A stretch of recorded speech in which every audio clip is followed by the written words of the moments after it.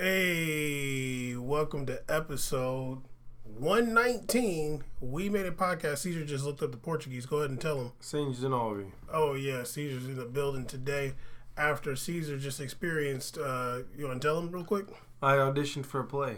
Yeah. For the first time, Caesar did a. First time in my life. You know what I'm saying? The play audition. Now he's a little low energy right now because he had to bring himself up to high energy. And now he's down low energy because he can't control it. I'm joking. Anyway, episode... Pretty much. Episode 119. We made a podcast back in the building. So much to talk about today. We're going to try to make this episode under 3 hours. Oh, God. But it's going to be difficult, because there's a lot. You know what I mean? Caesar got his flower shirt. You know what I'm saying? He got his whole jungle vibe going on. You know what I mean? Okay. Man, what you got going on? I got that going picnic table. You know what I'm saying? The tablecloth. You know what I mean? The young picnic table, summertime there you go. Vibe. You know what I mean? I'm not afraid to clown myself. You good? Yeah. You good over here? Okay, Caesar. Last week. Oh, make sure you check us out. WeMadeAPodcast.com. We made a podcast on all social media. Basically, I'm just gonna do this episode by myself today. Caesar's busy. When you do it, I don't say nothing though. That's funny. I don't do it in the beginning. That's why. WeMadeAPodcast.com. We made a podcast on all social media. Go ahead and text and stuff, dog. Make sure you check out Drill the Gooner on YouTube. EPL season starts this week. Today is what? Tuesday. This is coming out Wednesday on the 7th. EPL starting this weekend, Ligue 1 starting this weekend, so Dro's going to be turned up on the evaluations of Arsenal, and I'm about to be turned up watching EPL and watching Ligue 1. We going to have Serie A Ceez back this year? Absolutely. It's also on ESPN Plus. Yeah, I think it is. Yeah, I'll be there. The boycott's over, yeah? Yeah, I'll be there because Is the boycott over? Boycott's over because the charges are being released by the Las Vegas PD did a statement. Yeah, they dropped the charges. Which was our boycott purpose. We just wanted to hear something. Yeah, but they dropped the charges. But the lawyer said they're trying to make it a federal case, though. Okay, well, tell this lawyer. I got so much energy in my heart.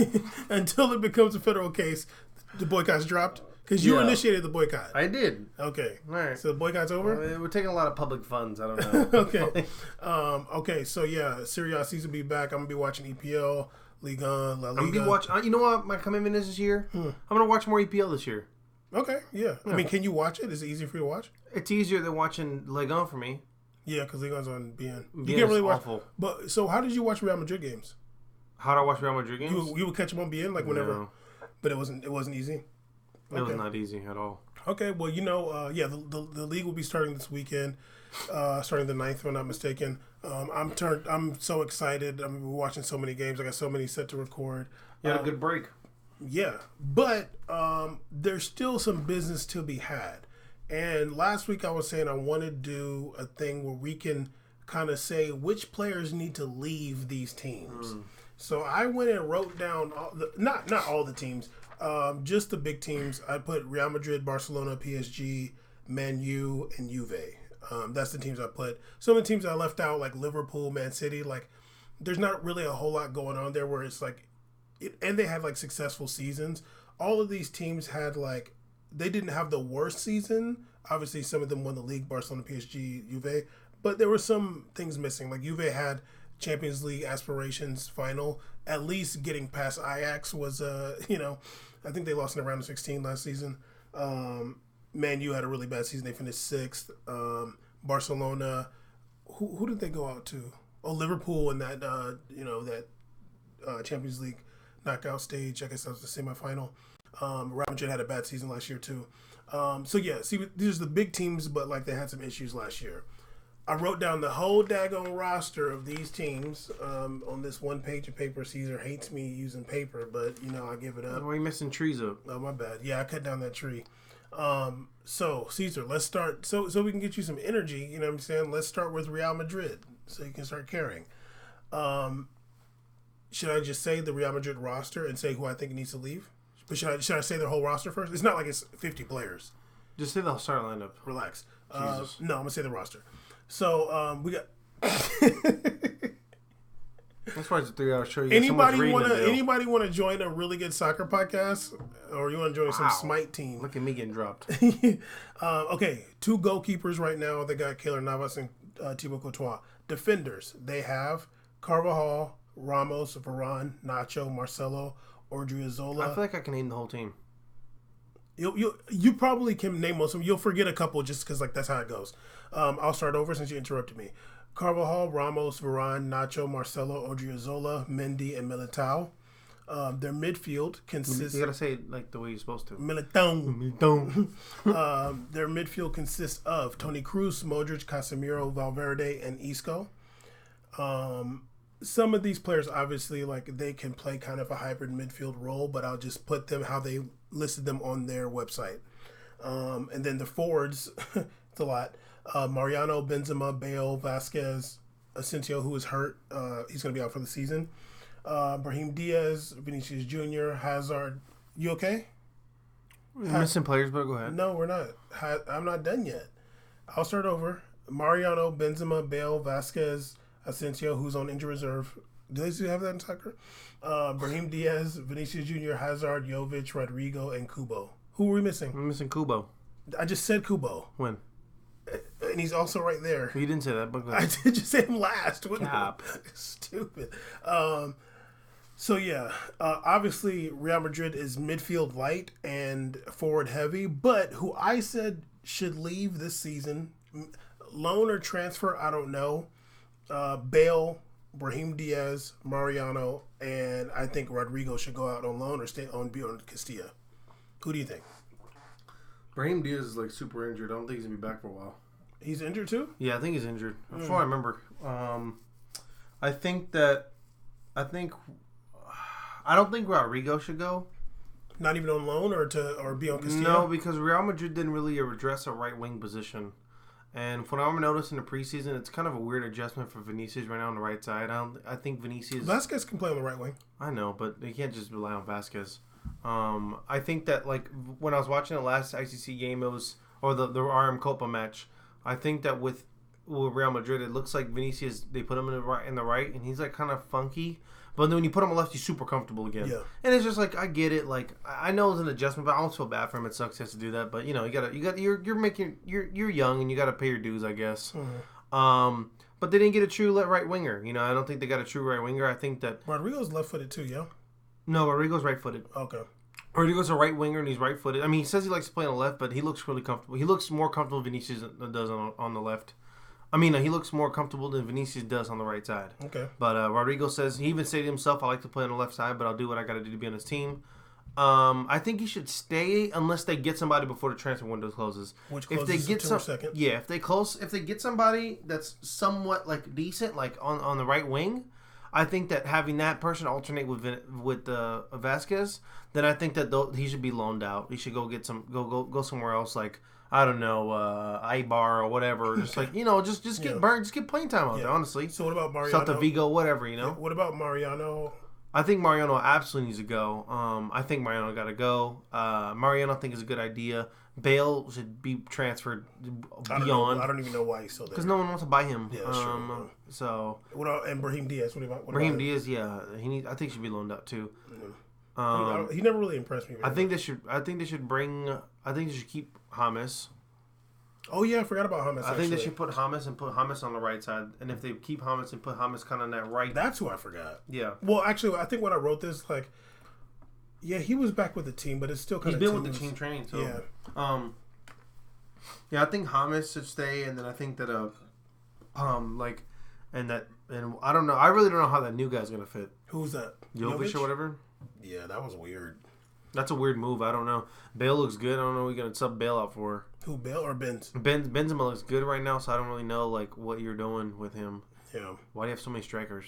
Yeah, they got a lot of forwards. Like, I mean, look at it. It's like 5 real midfielders. Oh, and I think Kubo should be loaned out too. Okay. I like Kubo a lot. He's very young, though. He's very young, but he's way too good for Castilla. Okay. He's actually listed in Castilla roster. I know he is, and I know that I was reading that like Raul really wants him, who's the Castilla coaches here, and Castilla really wants him. But dude, he's so good. Like, I think Real's thinking like, oh, well, let's keep him in here so he can be moved around like in and out. which is good. Yeah, they did but that man, with like Vinicius he's so good. Like he played pro FC Tokyo last year. Let him go play some La Liga minutes, man. and he also played in Copa America. Yeah, he played in Copa America and he played top flight soccer in Japan. Like let him go play. Like let him go play in a pro team. Yeah. Let him play at a Betis. I don't know, whatever. Just like let him go out there and play. I think it'd be good for him because it's too much to be like, yeah, he should be on like Castilla's roster and then like count on that, because like when you watch Vinicius last year, he looked like an adjustment on Real in the beginning, but then he looked too good for Castilla. Like when he was at Castilla, he looked too good. He was doing all this great stuff, and then he comes like he was doing those free kicks and all that. Like he's like looking amazing on Castilla because he was playing in Brazil. It's way harder than playing a second division La Liga. Like Brazil league is super hard. He played Libertadores too. Yeah. So I think that Kubo's is too good for Castilla. But, I don't know. Like, if that's their strategy, I won't be mad either way, but I think it'd be good for those guys to go get just first team minutes and play, get real aggressive, like La Liga time and, like, play in the first division. Yeah, because it's in Spain, it's not like they're playing in 4 competitions like France or England. You know what? They're only playing in 3 competitions. I'm going to tell something, too. Your attackers and wingers, keep them in La Liga.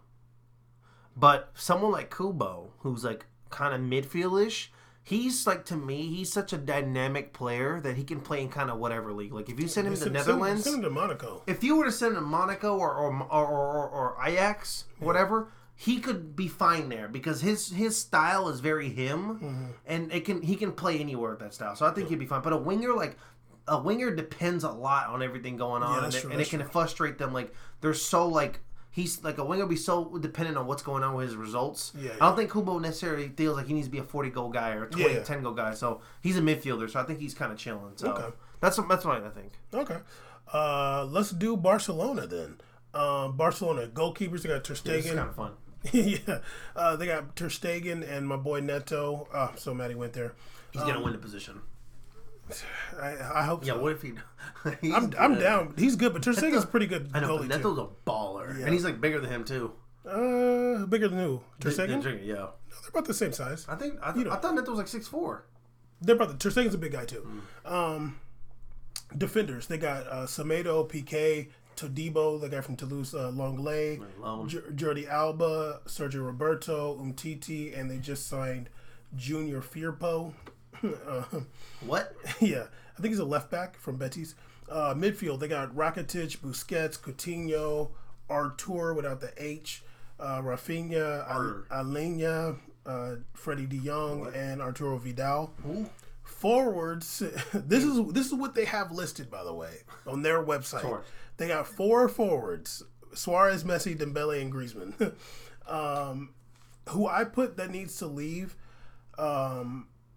And not need, like, they're not good enough for Barcelona or anything like that. It's just, like, who I think they should, like, transfer out. I put Umtiti, Rafinha, Arturo Vidal, Coutinho, and I put Luis Suarez. Oh, my God. That's not going to happen, but that'd be smart. But, yeah, Umtiti, Rafinha, Arturo Vidal, and Coutinho.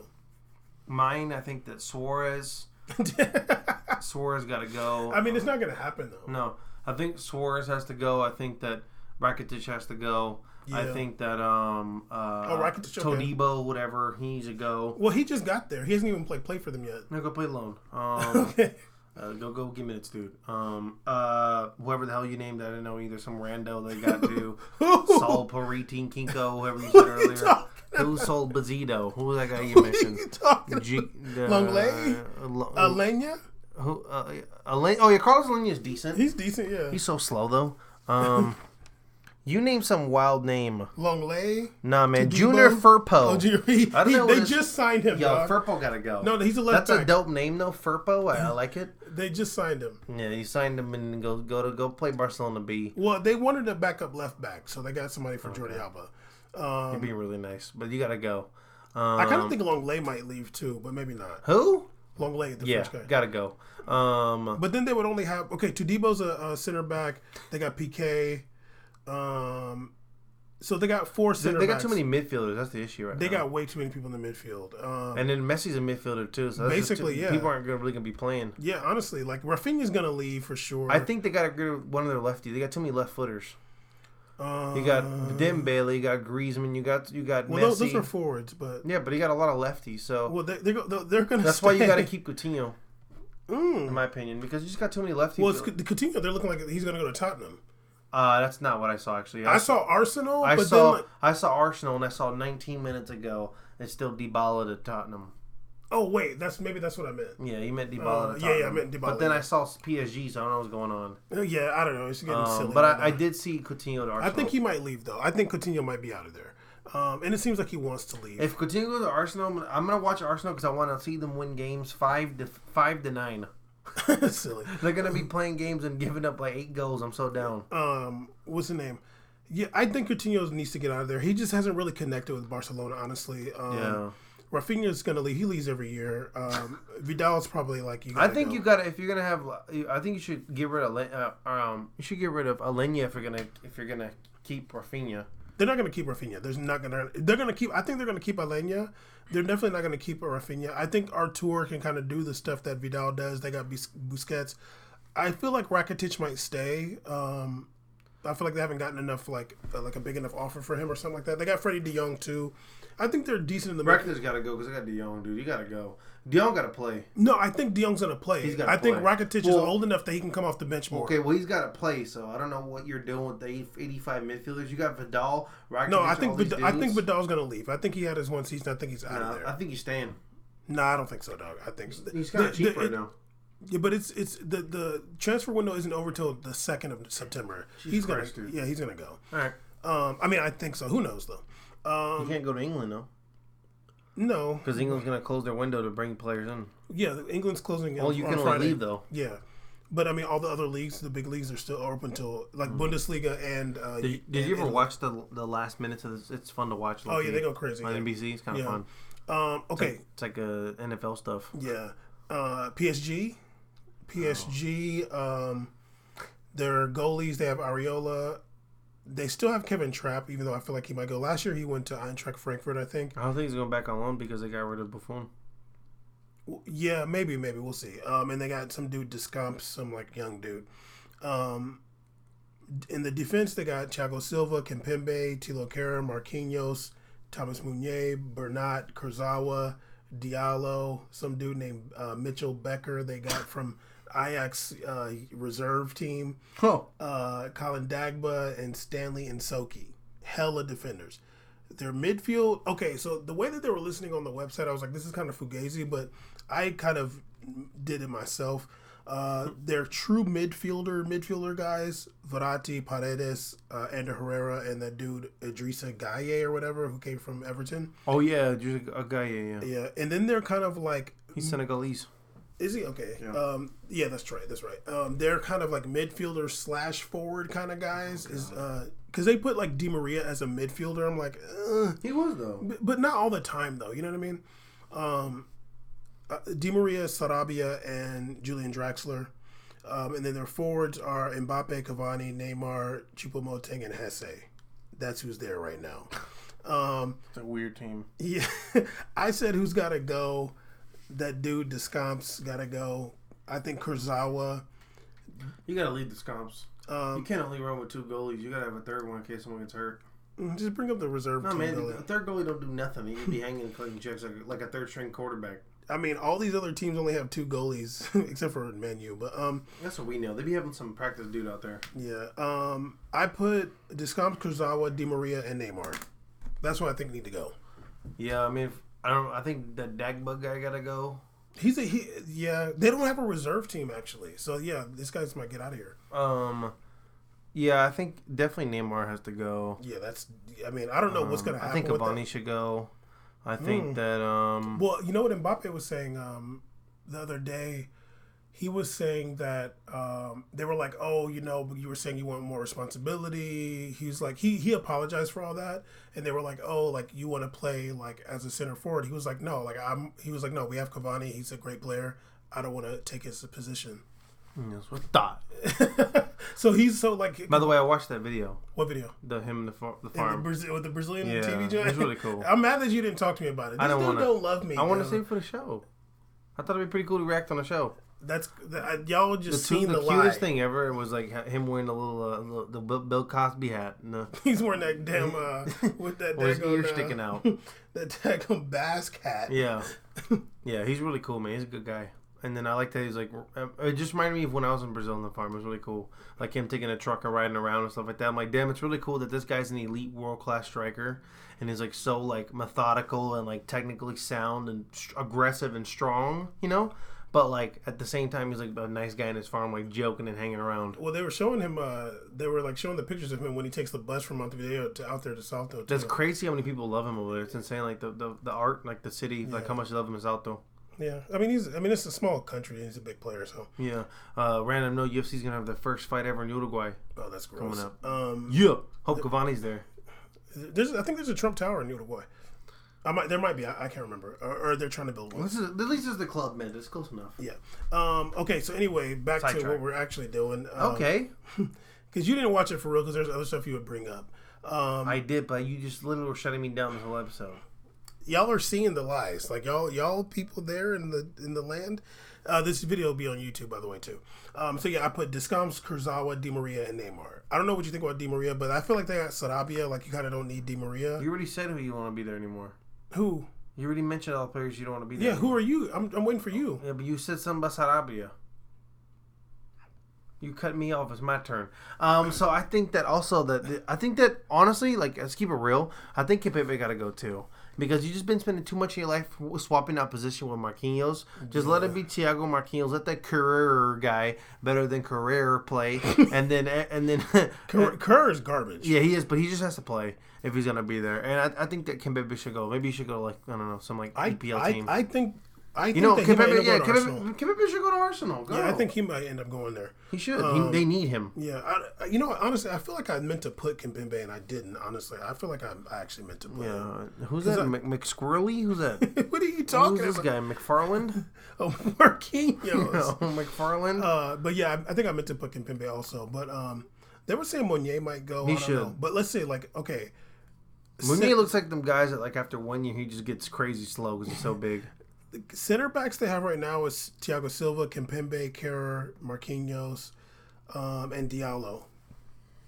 That's center backs. I think Diallo. They just got him from BVB. He used to play for Monaco. I feel like you need 4 center backs. Absolutely. They got 1, 2, 3 left backs. Kurzawa's left back. Bernat and that. Kurzawa got to go. Yeah, I think Kurzawa got to go. That backer guy is a left back. He's been taking pictures of Mbappe though. He's trying to stay. He knows what he's doing. Who do you follow on Instagram, Todd? I know. I just click on the discovery page, and it'd be showing. I know what you're trying to find on there. Anyway, okay. So Kurzawa, what do you think about Di Maria? No, he can stay. Well, where is he gonna go? Like they were talking about Everton. They were talking about him going to Inter some year. Yeah, no, he's just stay, dog. It's all good. He's fine over there. He's not doing terrible. I'm kind of over them flat corners though. I mean, I am too, but I feel like Sarabia is a replacement for Di Maria though. Sarabia? Yeah, Sarabia, the guy from Sevilla. He's also left-footed. Like I feel like he's a Di Maria replacement. Oh damn, yeah, he's gonna replace him. He's a baller. He's a baller, yeah. Oh damn, I forgot they got him. Yeah, they got him. Yeah, damn it. I think it's gonna be like an introduction year. Then after this, Di Maria's gone. I can see Di Maria being gone by January though. They might do that. I could see him being like a mid-year transfer, like MLS. And I'm like, on the low, like it seems like he might go to MLS. Like PSG, he might go to Inter Miami or whatever. It seems like PSG is trying to become more of a team. Like Mbappe came out saying that. Cavani's talked about some stuff, talking about like them being more of a team. It'll just be interesting to see what happens with Neymar. It sounds like they want to move on from the Neymar thing, where it was like about glitz and glamour, and go like grassroots kind of thing. Like, we're just gonna build a team. And that's cute, but good luck. I mean, yeah, we'll see what happens. I mean, good luck. We'll see. Because honestly, like, look, you've had the same team getting pumped out every year. Yeah, of lineup. I mean, like, what did you really change? Well, I think the mentality is what needs to change. But I did watch their Super Cup game, and I was like, really only watching to see if Mbappe would pass Cavani the ball. And there was a couple of times I was like, damn, dog. But like, it wasn't that bad though. But we'll see how you can say all the cool stuff in the media all you want, man. I gotta see it on the field. Yeah, big let facts. Your game do the talking. Yeah, we'll see. Like it could start getting. It's better for us to assume that he's gonna be the center forward. Then he goes out there and he plays like a real left wing, does some work and works on Cavani, scores, does his thing. Then me and you'll be like, oh man, like you know what though, he that was cool. Yeah. Okay, let's do. He need Neymar back to punk him. Let's do Manchester United. Why? I'm scared. Their transfer deadline was in 2 days on the 8th of August.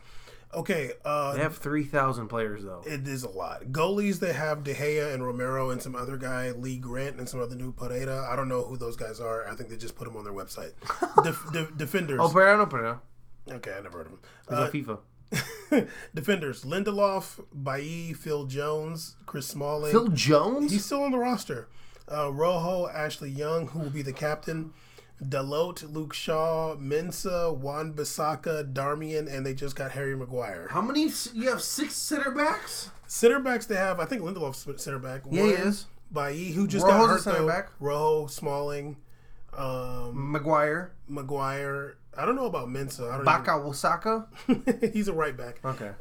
He sounds like a Black Panther character. Okay, I think that Phil Jones got to just dip out. Like for Phil real. Phil Jones needs to go play for like go play for Leeds United or something like that. Okay, let me do the rest of these guys. Okay. Midfield, they got Paul Pogba, For now. Juan Mata, What? Lingard, Pereira, Fred, Matic, McTominay. And McTominay. Forwards. What about Angel Gomez? I think they might have. I think he might He's a officially baller. be on the youth team, but you just seen him in some preseason games. Yeah, he's a baller. Okay. Forwards, they got Alexis Sanchez, Lukaku, Rashford, Martial, and Daniel James. What? I just got really mad. The guy's name is Daniel James. He's a little winger dude from Swansea. That's a created character. He's from Swansea. He's a little baller too. He reminds me of Pulisic. I gotta say. So here's what I put. Who needs to go? Phil Jones, Darmian, the Italian. I'm like, yo, Darmian's still on the team. Like, for he should real. be playing for like Fiorentina right now. Yeah, Matic, Juan Mata, and Lukaku. Lukaku's training with Anderlecht or something like that right now. So he's like basically out of there.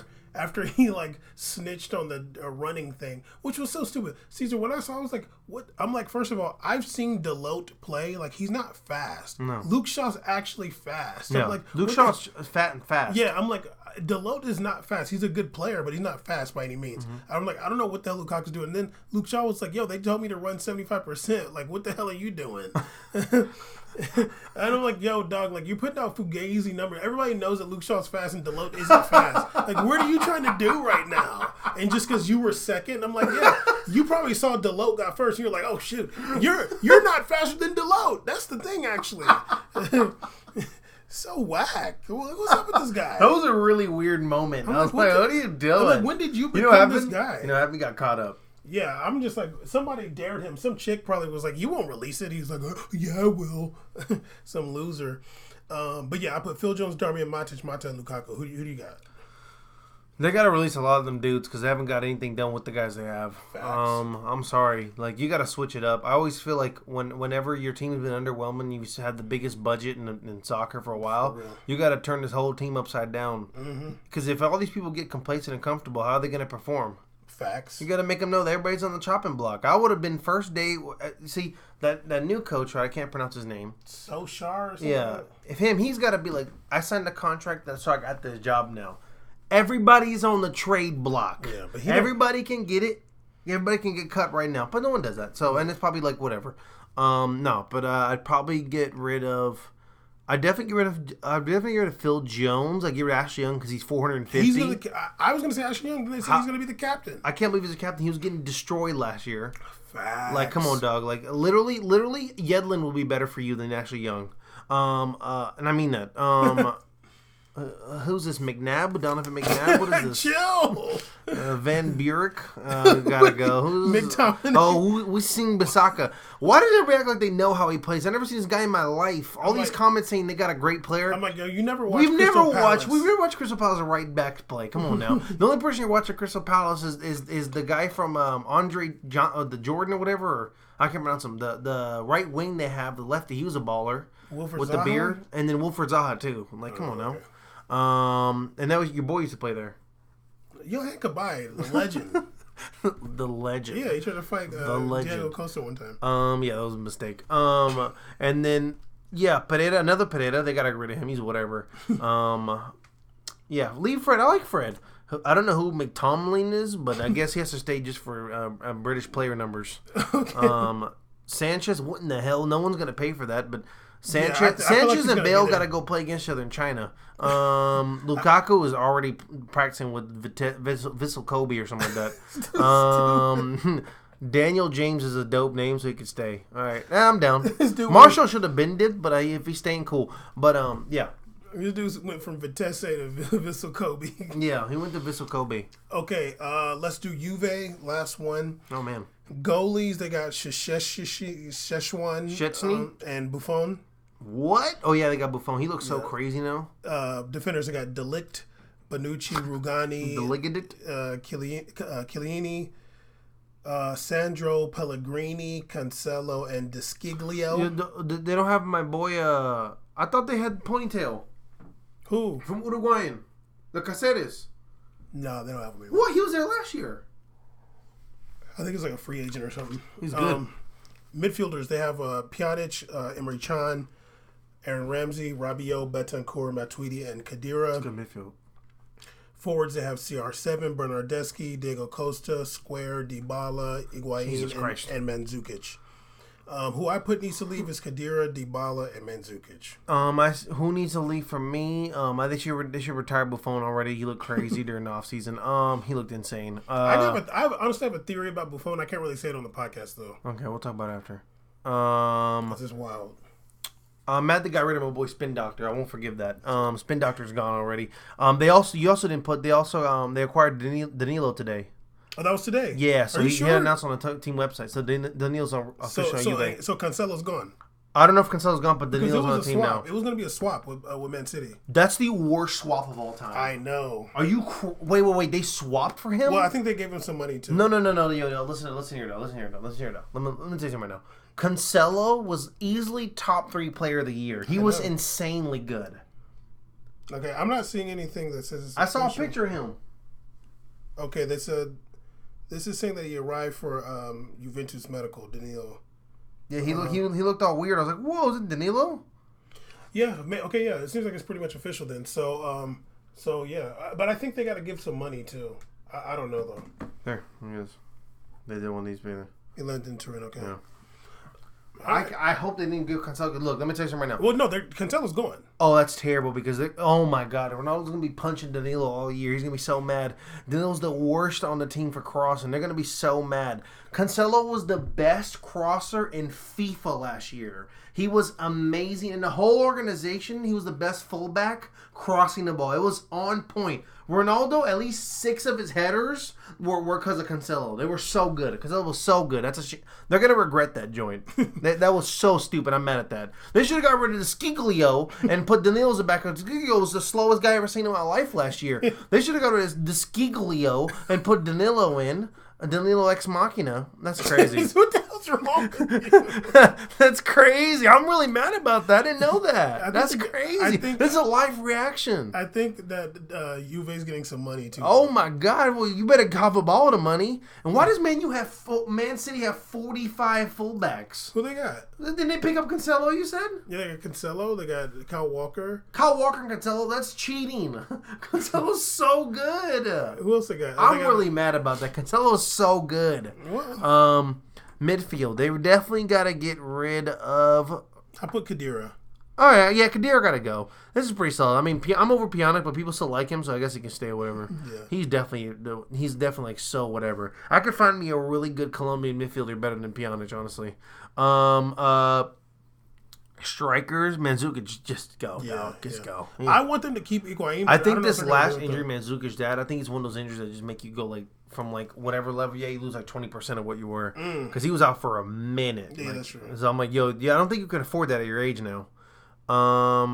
Yeah, so I think that's good. And Dybala got to go too. Yeah, I mean, he seems like he's pretty much out of there. I was kind of sad, low-key. They got rid of my boy. Moises Keane. I was kind of sad. I was kind of sad, and I have this feeling in my heart he's going to obliterate at Everton, so it's going to be interesting to see that. You think so? Oh, I think he's going to get off. I'll never forget when Lukaku was like doing nothing at Chelsea, and he went to Everton. Lukaku exploded. He had like 29 goals. Yeah, he was balling. Yeah, so I'm like, that's just a team where you can just get off, like, honestly. All right, we'll see. Yeah, so I think, and then, like, I remember watching the 6 games in a row that Keane. I think he had like 6 goal involvements at least. It was like 5 goals, something like that, and like 1 or 2 assists, and 1 assist. The first game he looked really raw and kind of weird, and then you kind of saw his touch kicking in, like he was in play. And I was like, oh man, he's looking really good now. So he's still a young guy though, right? He is young, but like one thing I'll say about him, he has the physical stature to be fine. He's built, he's a big dude. He's big dude, like he's like buff. I was like, okay, man, shit, lifting, all right. So I think he's gonna be good. Okay, I mean, I wanted to see. I saw something where he was talking to somebody. I feel like he might speak English already. Yeah, he listens honestly like he listens like listens to a lot of like music, and like he's always like reciting the lyrics online. So he probably knows some English. He'd be saying the lyrics in his videos.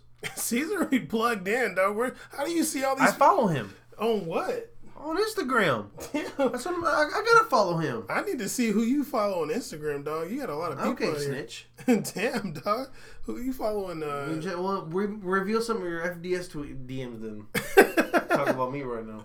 The beauty. Okay, Caesar. Really quick, I want to just say about who won the Super Cups this past weekend. PSG won that Super Cup 2-1 over Rennes. Woohoo! Well, the Rennes. First of all, you believe in Super Cups as of last year because you were talking about Juve winning the Super Cup. Hey. No, wait a minute. I'm not talking about your flimsy domestic Super Cup.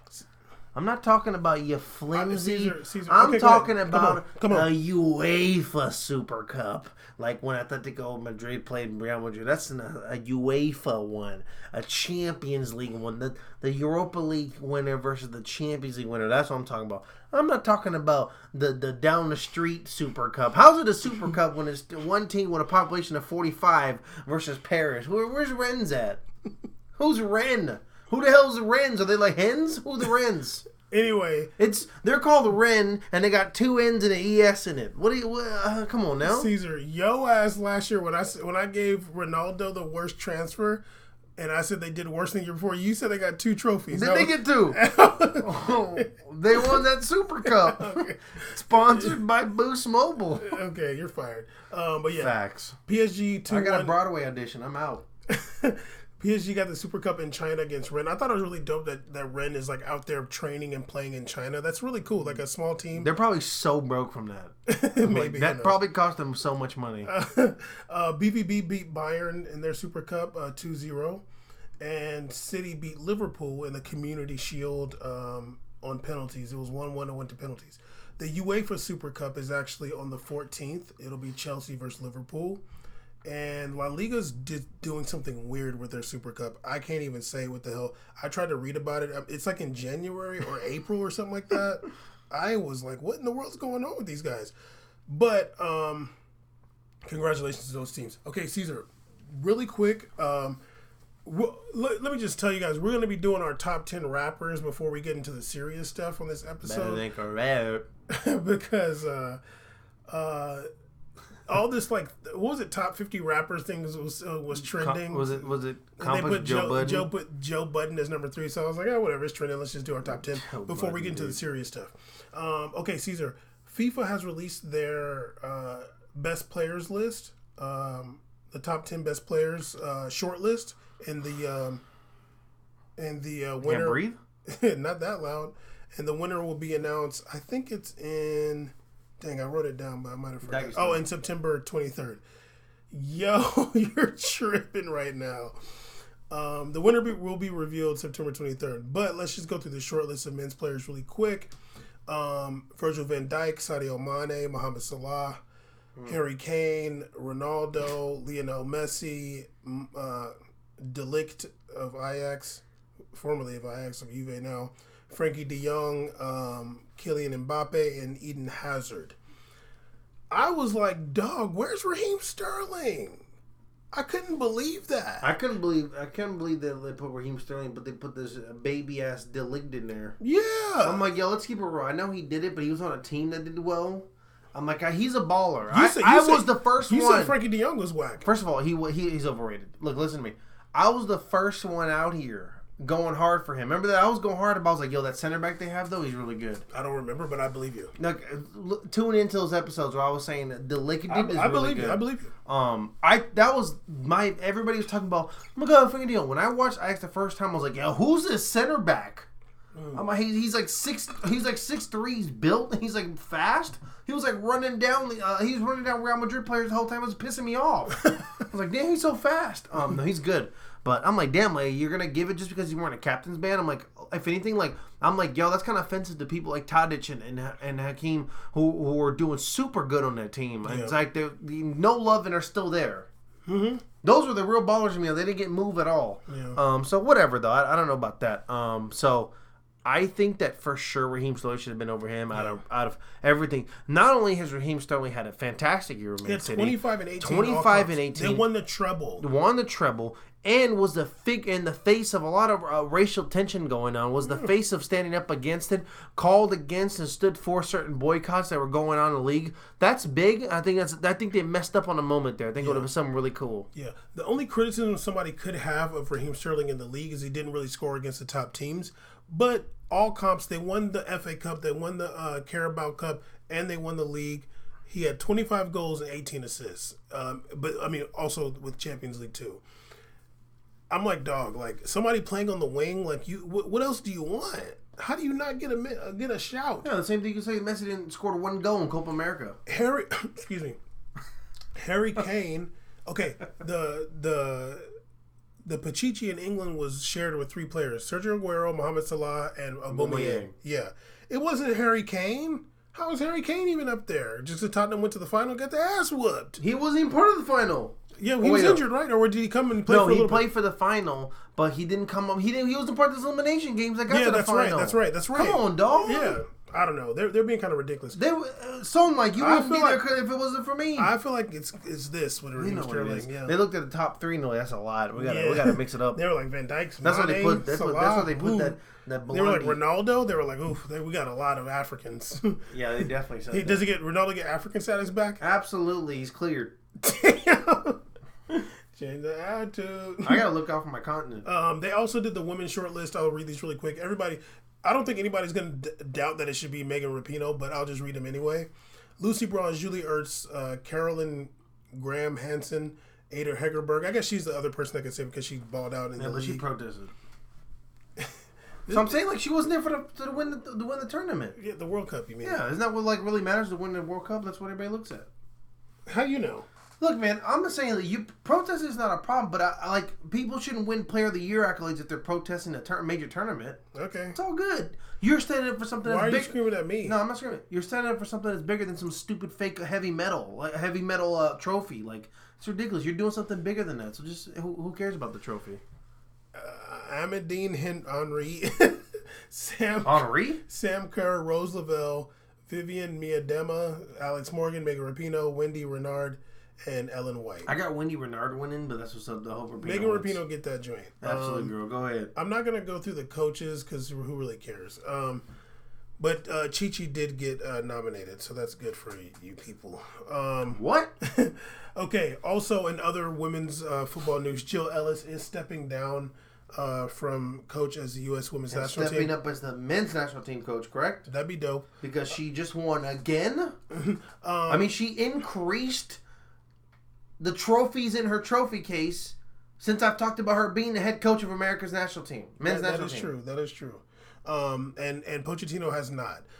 But the only thing I want to say about that is that I was like looking to see like who could replace her. So I looked to see the NWSL coaches. There's only one woman that coaches the NWSL Isn't it like team. 6 teams? It's 8 teams, I think. But there's only one.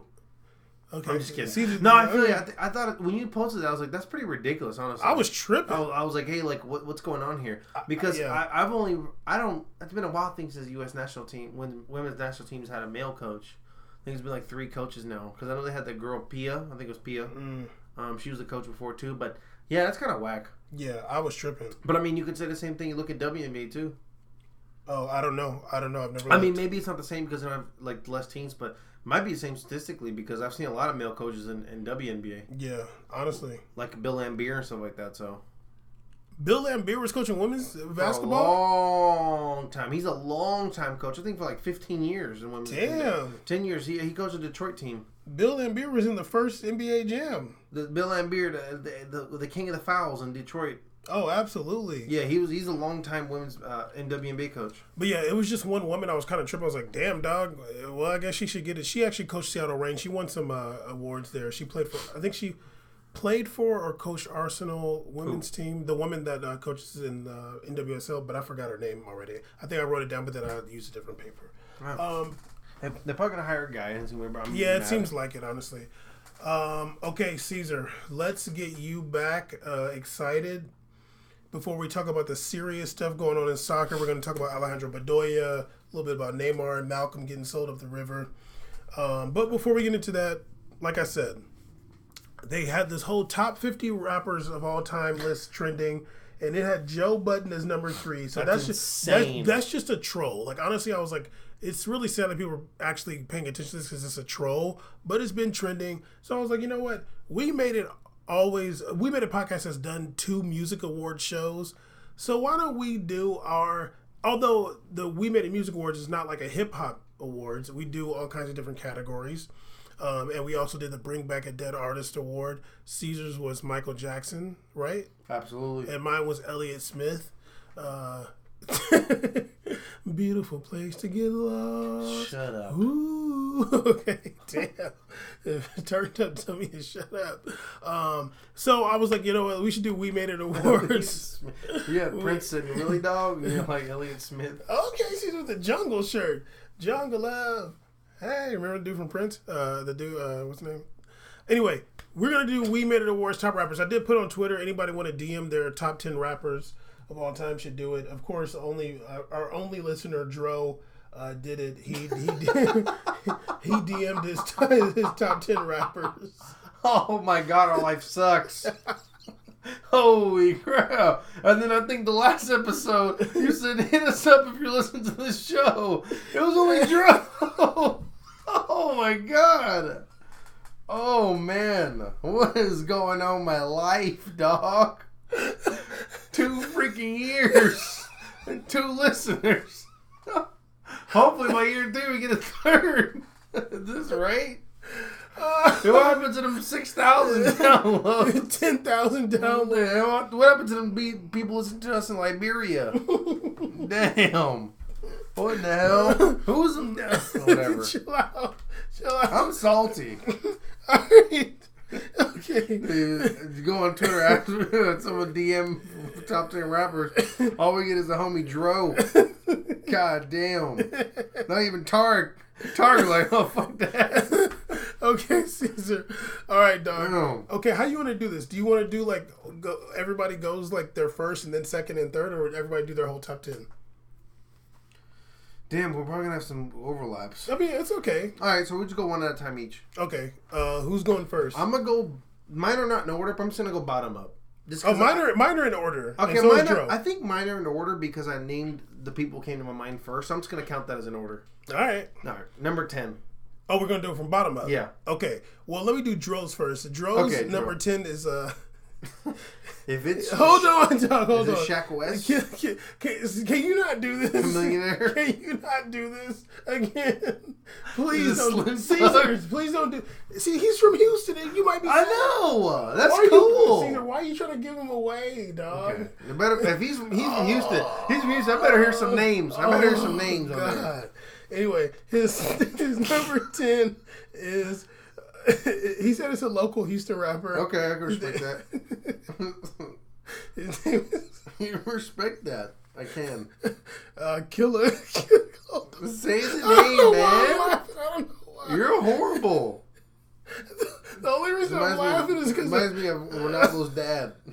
What are you talking about? We were laughing at that, too. Go ahead. Caesar, you're tired of snitching, dog. Anyway, his number 2 rapper is Killer Kylian.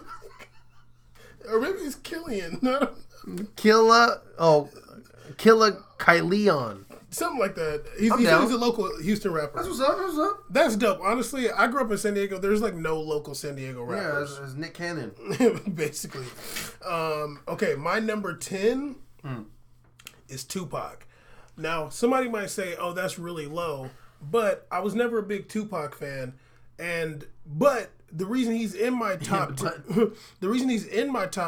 is because I do think Tupac has one of the top 5 hip hop songs of all time. So Many Tears. One of my favorite songs and hip hop songs ever, and it's an amazing song. But Tupac as a rapper, I just never could really get down because I just remember when I was a kid, I'm like, this guy is not from out here. Why is he saying this stuff? And so I just never really rock with him like that. Although I think some of the songs are good, like Machiavelli's cool, whatever, but it's just like, and he was like dissing everybody. I just thought it was weird. I'm like, dog, relax. Anyway, go ahead. You're number 10. My number 10 is 50 Cent. 50 Cent? Okay. Yeah. 50. I thought that Get Rich or Die Trying was a great album. I thought that, is it a Massacre? Or Yeah, The Massacre, I think. The Massacre, I thought that was really good. I thought that was better than Kanye's Graduation album when they went head to head. I thought that 50's album was better. Okay. I think that the G-Unit thing was really good when they had that one album. And then I think that out of like all these albums, I think he was a big part of 2003 to 2006. Yeah, he was big. He dominated, and he kind of he was the last of kind of like the thug rap era to me before it kind of started getting to like that Dre kind of stuff moving on like 09-ish, that movement of like Kanye. Back. Yeah, I just think that like that kind of like that look, like, he embodied that era to me in terms of the hip hop. I just always thought he was the face of it, basically, to me personally. I mean, In the Club was cool when it first came out. The beat was crazy. I thought How We Do was really good. The G-Unit song, How We Do, was one of my favorites. I didn't really like that song. I never really liked 50 Cent that much. And I like the one he had with 50, the Game. Hate It or Love It. That was my jam. I never really liked 50 Cent that much because I remember the whole beef with Ja Rule was going on. And then Irv Gotti and them showed the paperwork where 50 Cent filed an order of protection. And I was like, wow. 50 Cent was falsified, though. No, it was real, dog. I don't know, man. Street beefs. Nah. That was Beefs number 2. I remember that one. I watched that DVD. It was Beefs 2. I was like, yo, how is this dude trying to be gangster? You filed an order of protection. This is true. And he was in court saying everything he said was a lie for money, you know that. Oh, when he went that bankrupt thing, yeah. I was like, yo, I remember I couldn't believe it, but nobody cared. I was like, how in the world? But then I remember all them diss songs came out when everybody started dissing them, and Cameron had that song, and it was like, Curtis! Oh, yeah, I remember that. That was dope. And they were talking about they be out and like 50 Cent just be in Mike Tyson's house in Connecticut. But, I mean, he did have a big impact, so I'll give you that. Number 9, yes? Yes. Dro has Kendrick Lamar. I think Kendrick Lamar is a really great writer. He's very talented. What's that one song? Oh, King Kunta, I think, is a masterpiece musically. He didn't make the beat. But I can't really get into Kendrick Lamar like that. I just can't really just like rock with him like that. I liked him back when he was K-Down. He did one of his mixtapes I liked right before he got really big on his new album. I forgot what it was. It might have Section been 80? Section 80. I like that a lot. I used to listen to that actually. Yeah, he's too short. He had a really good song about his dad. It was like cool too. It was like the typical dad song. It was like really cool. I forgot what it's called. He has a song with Pusha T. It's like I think Pusha T raps and then Kendrick Lamar raps. I forgot what it's called. I haven't been music in a while. I don't really like this. Okay, I don't like Pusha T at all. But like I remember I listened to the song and like Pusha T goes, obviously talking about cocaine and shit. And then Kendrick Lamar goes, and it's just like such a freaking incredible verse. I'm like, this dude just bodied Pusha T on this song and just wrote this incredible verse right here. It was he's actually he's won a Pulitzer Prize, I think. Wow. I think he did win a Pulitzer Prize. Jesus. He's an amazing writer. Yeah. But I just can't really get down. He's talented, absolutely. Yeah. My number 9, Jay-Z. Jay-Z's first 3 or 4 albums for me are amazing. It's funny now because I feel like he stopped having the ability to really rap like 15 years ago, but people still like him. I'm like, I feel like he lost it on the Dynasty album, which is like a long time ago. You're talking before Black Album. Oh, yeah. Like even Black Album, like even like one of my favorite Jay-Z songs is Excuse Me Miss. And I think he already lost it by... What's your favorite album? No, that's my favorite. That's one of my favorite... What's your favorite album?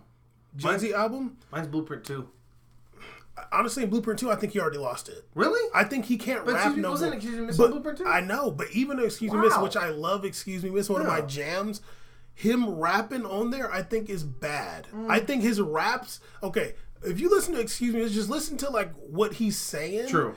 You'll be like, okay, this is actually kind of. And if I were to compare it to like Blueprint 1, all that, it's like totally different. He has some line like, play spades with the cards up, all trust. Like, what are you talking about? Like, but anyway, but he started getting with the Neptunes, like different producers, and that made him hot again. Yeah, and then the beats kind of covered for that. Yeah, absolutely. Neptunes, you love Neptunes just because of the words. You like the beats a lot, and you the like beat is and you like Pharrell's like Pharrell kills it. He does. But his first 3 albums are dope. Reasonable Doubt is amazing. Volume 1 is dope. Volume 2 is dope. I think he has Volume 3 after that, Hard Knock Life or something like that. I just think he just can't rap no more for a very long time, and he kept on rapping. Can't make money, so. But retired like 4 times too. Yeah, Jay-Z did say one of my favorite lines, leave Iraq alone. He did drop that on one of his tracks. Very talented, but I'll never forgive him for when Beanie Siegel was out on his second album. Beanie Siegel was on his second album. His single was out. I think it was called What's My Name or something like that. I forgot the name of the song, but I remember I was in Virginia that summer. Beanie Siegel's song was out, and it's doing well. And then Jay-Z dropped H to the Izzo. And I never heard that Beanie Siegel song again. I couldn't believe it. I'm like, damn, this dude is thugging out his own artist. Beanie Siegel was on Rockefeller too. I was like, wow. H to the Izzo was super hard too. H to the Izzo was one of the biggest songs ever. Yeah, that's crazy. Like, that's so recognizable. Yeah, dog. Like, I just remember his video, Beanie Siegel's video, songs on the radio. H to the Izzo came out, killed everything. And Beanie Siegel was never the same after that. Straight up. Number 9. Okay. Mine is The Game. Okay. Holy water. The Game. I'm surprised he's so low for you. I had to make sure he was above 50 Cent because he did beat him. He beat him in the Black Wall Street battle, and then he did release 300 bars. And 400 bars. And 400 bars. 400 name drops. 400 name drops. He did release the Holy Water beat. He was on Holy Water. Yeah, I think Game was huge. I don't think he was the first time I never been into like the underground scene or anything. It was he introduced me to like the world of like listening to an artist who had just left a major label and having to go and search for his music. That was an exciting time for me. That was deep LimeWire days. So I thought he was incredible. I think he became almost like he became like if you were to compare Star Wars, he became like a Darth Maul, like a very popular like enigma in hip hop because kind of upon the scene of, even though 50 Cent is always known as a troll and a bad guy, he left a major label and the corporate was like against him, and it was really cool. Like he was dope. Like I don't know. He's kept the consistent swagger since the first day he came out, and I'll never forget the day I first saw him. He was in the video for Wanna Love You, but he didn't rap on there. So he was in the video with G-Unit for a 50 Cent song featuring Joe. I Wanna Love You, or Where They Gonna Stand, whatever. Like that song. He was in the video, and he didn't rap on it either. So yeah, he was in the club also. Yeah, he was in the club video. I don't know. Doing this. The Game is really dope. So. The Game is a dope rapper. And little known thing, Game has one of the best diss songs ever. So Wavy, where he dissed Jay-Z so hard in there. And he has one of the best hype songs of all time. He's got a bunch of with dope boys in the building for Travis Barker. Yeah. One Blood was the joint. One Blood is amazing. Yeah, he's got a bunch of bangers. But if One Blood comes on, you kind of just got to listen to it for a while. Oh, absolutely. That's a great beat. But, if you ever want to hear Game going off, people don't be thinking that people went hard on Jay-Z. No. Cameron had a song against Jay-Z. I don't know where you can find it anymore. And he also had a really good song with Trina. Who? No, Trina, with Keisha Cole. Oh yeah, I forgot. Yeah, but Game so wavy. He goes hard on Jay-Z. And the old Cameron joint, Cameron in the video had JJ from Good Times playing Jay-Z in the video. I swear. And they had him with the hat, and then they showed his feet like in sandals with no socks with jeans. I don't know where you can find that video anymore. Yeah, that's crazy. Cameron was wild back then. Producer Jam. Oh yeah. But anyway. God, Cameron was hilarious. But yeah, Game is a real one. Okay, number 8. It'll take 9 years to finish this. I'm so down for it to be a 4-hour episode. Anyway, poor cat. Nobody told you to get no daggone cat. In the show.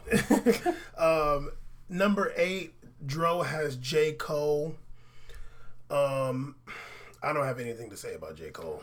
J. Cole had a really when I was coming up, I remember. Well, I guess when I was younger, J. Cole had that mixtape. Is it Bench or something, or Six Man? I forgot what it's called. It's the one where he raps about basketball and stuff like that. And he had a song called Young Simba or something like that. That was my jam. I like Young Simba a lot. And then that's it. And I like the one where he talked about being a father or something. That was a good one too. But those are really old. I haven't liked the J. Cole song in a long time. I've never liked the J. Cole song, and he just made me mad on the A Lot, his feature on A Lot. And I remember with 21 Savage. Yeah. And it made me more funny because you was like, I never say anything, but I'm about to right now, or something like that. I never say anything, but here I am talking right now. Yeah, I don't really like J. Cole for real. But I can see why somebody would like him and somebody be into him. I can see why. I actually was one of the people that clicked yes on the poll or picked the poll. They said for the song London, which is a good song except for J. Cole on there. With Young Thug? Young Thug's song London that has Travis Scott, which he goes hard on there too. Yeah. I think J. Cole's awful on it. Oh, personally. yeah. But they were saying that allegedly 21 was supposed to be on it. Oh, 21 would have murdered that song. Oh, so give me that. Please give me that version. Yeah.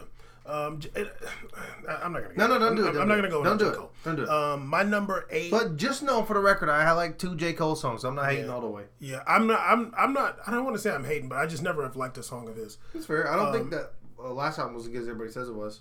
I've never listened to a J. Cole album, so maybe I'm not being fair. The Neighbors Think I'm Selling Dope is one of the worst songs ever, in my opinion.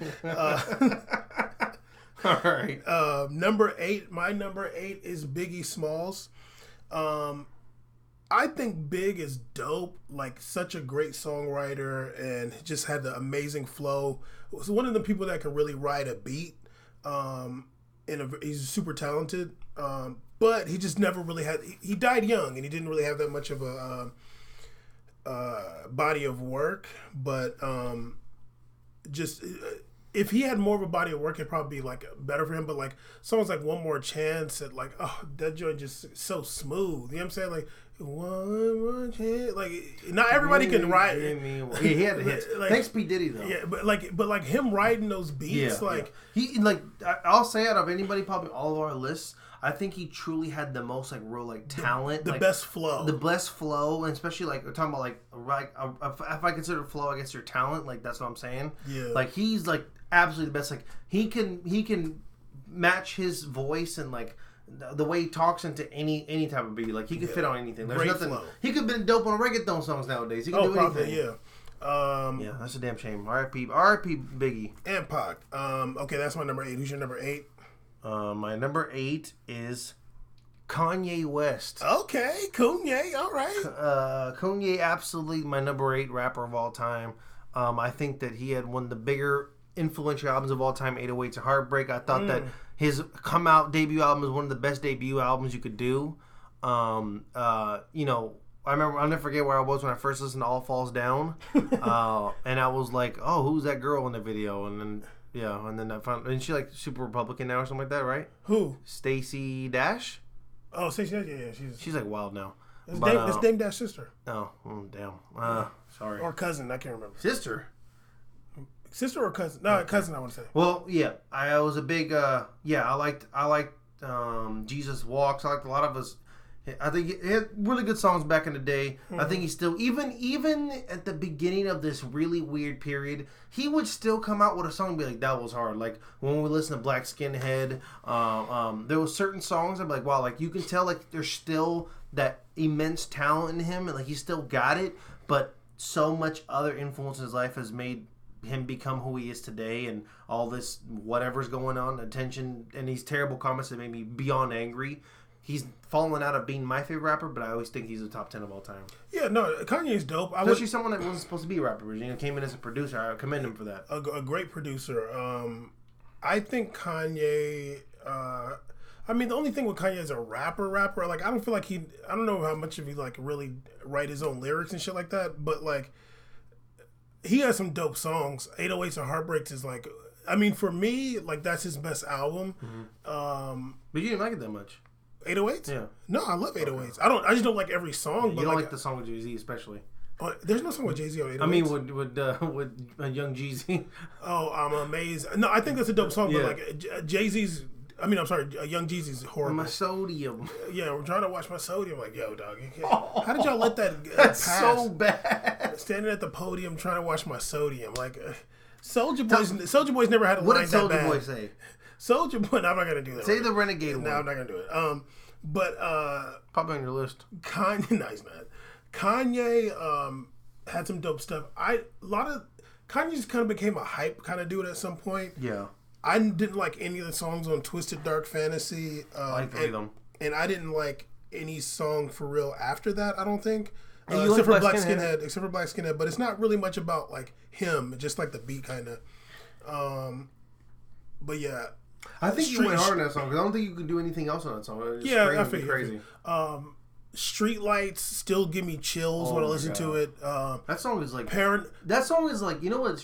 It's literally like just beautiful. No, it's a beautiful song. It's a beautiful song. I thought he was really dope in American Boy. Yeah, that's a cool feature. Yeah, he had some good features. I think he was. I like that song he did with John Legend. Nah, I don't know. I forgot what it's called. But yeah, no, I like Kanye, but it's just for me, like it stopped a while ago, so it's like, I mean, he don't really have that much replay value for me outside of like 4 songs on 808s. I'm early Kanye, like, because I used to be into production stuff like that, so I remember when Kanye was like just a producer way back. I remember when he first rapped. I remember his first album, like, you know, I was early with him, but then like at some point it's kind of like you got too weird. Anyway, number 7, Dro has the God Rakim, which I can rock with. I do like some of them Rakim songs. Dang, I always forget Paid in Full. Oh, sometimes I'll go listen to Paid in Full. I want to hear Paid in Full. The beat is so dope, and just like it just starts off so dope. Thinking of a master plan. With nothing and sweat inside my head. I'm like, this shit's really dope, dude. And you know what's funny? I remember there was a bunch of like Rakim lines that like other rappers use, and I didn't know. And then like I'm like, oh shit! Like I thought that Mos Def created that. That's a Rakim line, or like Jay-Z or something. I'm like, damn, they got that from Rakim. So I can rock with Rakim. My number 7. Drizzy Drake. I know Drake's much higher for you.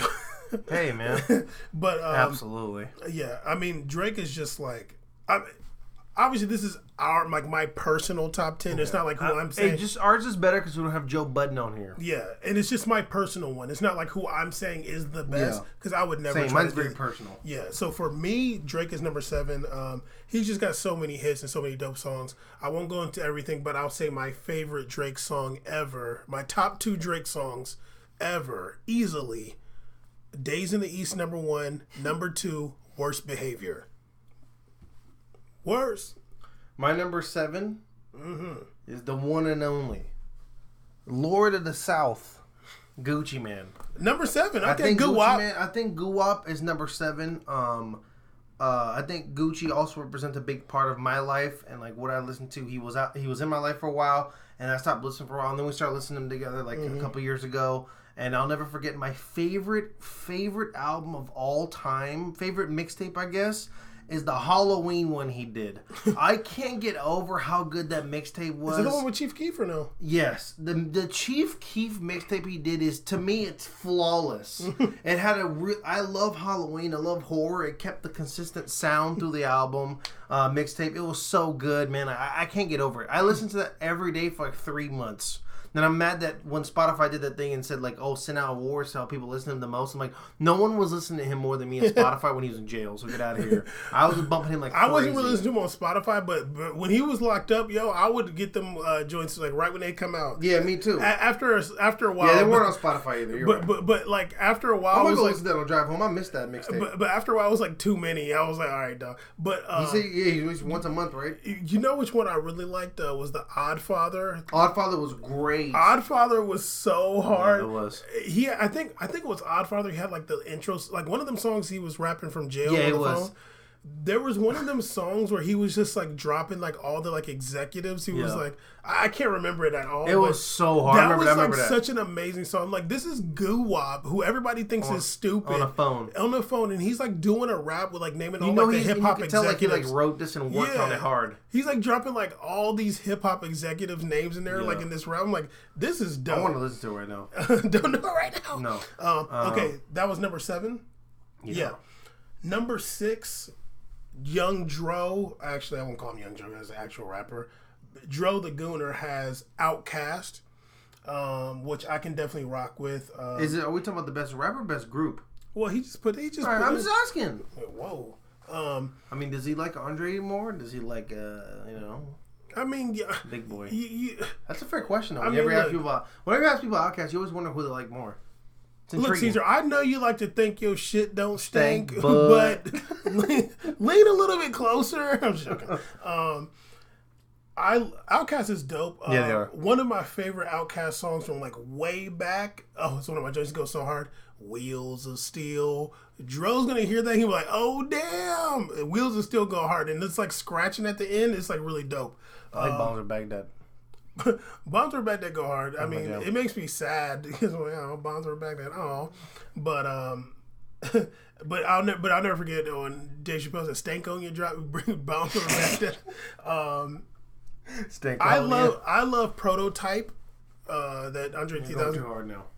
You remember Prototype? Hold on. You are the prototype. You don't remember that? Damn. I'll be honest with you, man. It was on the Love Below Speaker Box album. Okay. Oh yeah, I don't really remember much from those albums, but I do. You wasn't really rocking with them like that. I liked them. But you wasn't rocking with them. You know what the problem was?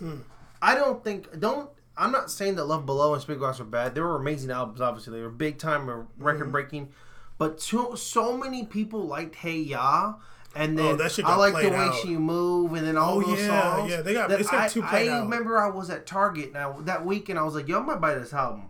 And then like everybody was playing it the whole week, and when Friday came when I was gonna buy the album, I'm like, "I don't want to buy this album. I hear it too much." It did get played out. You're right. Hey Ya was on the radio every 4 songs. You remember that? Yes. So I couldn't do it. I didn't want to. I didn't like it. So I'm sorry. The immenseness of Hey Ya made me not want to listen to the rest of the album, and that's why I probably don't remember very much. But I remember liking Love Below more personally. Me too. Yeah, for sure. That was number 6. My number 6 is my first favorite rapper ever, Noriega. Nori was my guy. From the CNN with him and Capone Noriega days.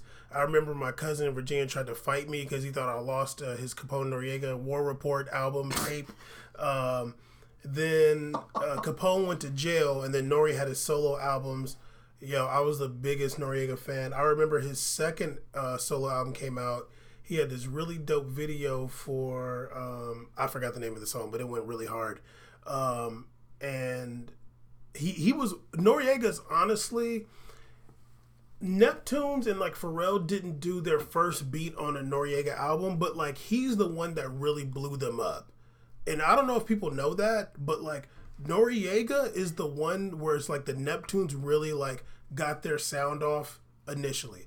I think the first song they did was Why You Over There Looking At Me, that one Mace song. That was like the first song they like kind of did on a big level.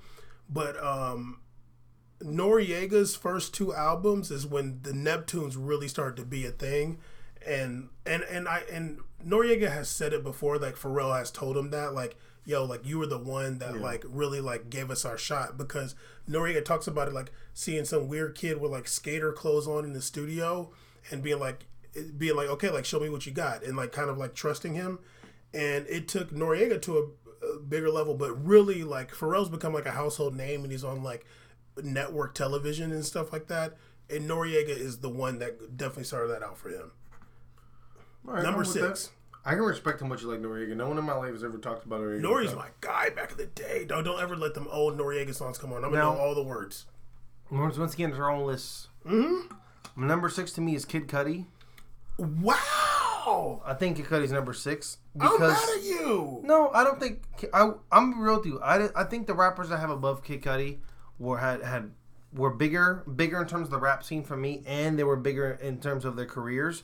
But I think Kid Cudi, the first 2 albums were a massive influence on a lot of artists today. A lot of them quote Kid Cudi, reference him They're as big all artists. Jock and Cudi. They're all Jock all and these Cudi. new dudes are Jock and Cudi. You could tell they all listen to him too, but especially Travis Scott. Jesus They're Christ. stealing his shit. Literally probably. are. They're just doing his songs. They don't know. He literally paved the way in that lane to be like that. Hard. The emo scene all started by him being open about his emotions. So, big Kid Cudi fan. I'll talk about something the person I never talked about before. I wasn't necessarily the biggest Kid Cudi fan. I mean, I liked Kid Cudi when I was younger. I heard him on 808's Heartbreak. I was like, yeah, he's good. And then I had moved to the OC in 2010. And I was in the car with a bunch of my Arab friends. And they had driven me up to UCR to see him live. And I watched him live because he performed his first album there. And I was enamored. It was crazy. I was like, everything he was saying was like speaking through me, and I felt it because I felt, and when I was in OC, I felt kind of alone. I felt confused. I felt lost. I felt depressed, and everything that he was saying resonated with me. So that became the beginning. That became the beginning of me. Shut the hell up. It became the beginning. You were fighting your cousin over damn albums. I don't have that experience. I just felt sad, and he was dope. Loved him forever. Unlike other people, though, I wasn't just. I think what makes me different is that I didn't like him because of stoner music. I just liked his music. Yeah. It never made me want to smoke weed. I didn't care about it. I just thought that I liked what he was dope. And after the third album came out, everybody was obliterating him after album number 2 and him coming out with the rock album. I was there from the beginning supporting. I thought it was dope that he ventured out and tried something different. A lot of rappers like to stay in the same lane and be the same thing. I commend him for trying to make a rock album. He said, I didn't want to do that music anymore. I want to do something different. And you know what? I'm here for the creative experience, the creative journey. Mm-hmm. Let's do it. I listened to all those songs from Teleport to Me, Jamie, to Dr. Pill, to all them songs. So, shout out Kid Cudi, and I just saw him last weekend, and he looked at Heart Summer, and that's the happiest I've seen him in a very long time. Great for him. Great to see him out of rehab, bouncing back, taking care of himself, because he has a daughter. Good to see it. Shout out Kid Cudi. Caesar and I don't have like all the same music tastes. Like we have some convergent people. Like I like this person and Caesar ain't really rocking with, and Caesar like this person I'm not really rocking with. But I don't love Cudi like Caesar does, but me and Caesar do have some Cudi songs that we share together. They are Maui Wowie and recently Kitchen. Kitchen is dope. But me and Caesar, because Caesar will be showing me these songs and he's gonna think that I don't like them. And I give him a good solid try. I remember when Satellite Flight came out. Actually, you don't remember this probably. You weren't really I didn't like that at first. And I was like, I like that song. It took me like 3 weeks to like it. I was like, I like that song. It's a good song. But I'm not gonna like listen to it. But I remember you played Kitchen and I was like, dog, I don't know what that is. I don't know when that came out, but that's an amazing song. 2016. Right? Okay, I was like, that song right there is really, really good. That everybody was saying that they thought the album was bad. I thought Passion Play Pleasure was a great album. I literally only don't like one song on there. I tried to listen to a couple. That's of songs. the first Cudi album in a long time where I've said only one song I don't like. I usually hate like 4 or 5 songs. Yeah. I like every song but one. Even the Outkast song 100,000, that song's really good. But my favorite, I'm gonna go hard. My favorite Cudi song of all time. Keep going. Is Cleveland Is the Reason. Cleveland Is the Reason is the best nighttime drive song of all time. Cleveland Is the Reason. Maui Wowie. Kitchen is amazing, of course. Too many hits for me to name, but Cleveland Is the Reason, my jam forever. That's from A Kid Named Cudi original mixtape. Don't forget. Yeah, and I remember when Day and Night first came out. Not the second time when it came out on the radio. I remember that hearing Day and Night on the radio. I was like, this song is old. I remember this from a few years ago. But whatever, that's that real hip hop shit. Okay, number 5. I feel like we should go faster. But I already said this episode might be 3 hours, so fuck it. You want to talk about Kid Cudi some more? No, I don't. Number 5. Please go faster. Number 5, excuse me, Dro has Jay-Z. We talked about Jay-Z already, obviously, but I want to mention this also. I gotta give Jay-Z some credit because he did do that Linkin Park thingy there, and that that definitely crossed him over in a major way. It did. That was dope. And you know what else actually crossed him over in a major way into the more of the mainstream? Because Jay-Z was always kind of big, but he was like in the hip hop thing. He used to win Grammys and stuff because he would sell a lot. But he was on Rockefeller and Def Jam. There was a lot of stuff going on in his credit. But he was never like the big crossover guy. But I don't know which happened first between the Linkin Park and this other thing. But another thing that crossed Jay-Z over a lot was when Miley Cyrus said, and a Jay-Z song was on in that song, what is it called? Party in the USA. I put my hands up. The Party in the USA song. That helped Jay-Z cross over. Okay, you don't know. I know what song was big for me with Jay-Z. No, it wasn't. Jay-Z's not in the song. But I know. When Miley Cyrus said that helped cross him over some more because she's a big pop star. I thought it was big when he did the Bonnie and Clyde song with Beyonce. That song was huge. That song was big, but that song is still... That allowed him kind of cross over to like other genders too. But that song is urban. True. You know what I'm saying? But Beyonce's massive now. Yeah, but Beyonce wasn't on the Beyonce. No, back of course then, not. Of course not. She was still coming off Destiny's Child. Yeah. But that's urban. True. When some pop star, you know what I'm saying? That's a big demographic. That actually helped them cross over. And then the Linkin Park thing too. Sometimes references go a long way. Absolutely. Yeah. Him doing that Linkin Park thing and Miley Cyrus saying a Jay-Z song was on. Mm-hmm. Yo, people are, oh, Jay-Z, oh. Just like so if Miley Cyrus would have, I don't know who made them Wu-Tang shirts be popular, but Wu-Tang was, but somebody had to wear it. I know. You know? So the right person wear your shirt. You know, it just took one metal person, but I'm gonna rock this Wu-Tang shirt. But not metal's not mainstream enough. But like maybe like I don't know if Katy Perry rocked it and people were like, oh man, Wu-Tang, like you know somebody asked her about Lindsay Lohan. Yeah, something like that. Like back then before she was on their shit. Still big though. Okay, that's number 5. His is Jay-Z. My number 5, one of my favorites ever, Wu-Tang, Ghostface Killer. If we had groups, I would have done mine differently. My bad.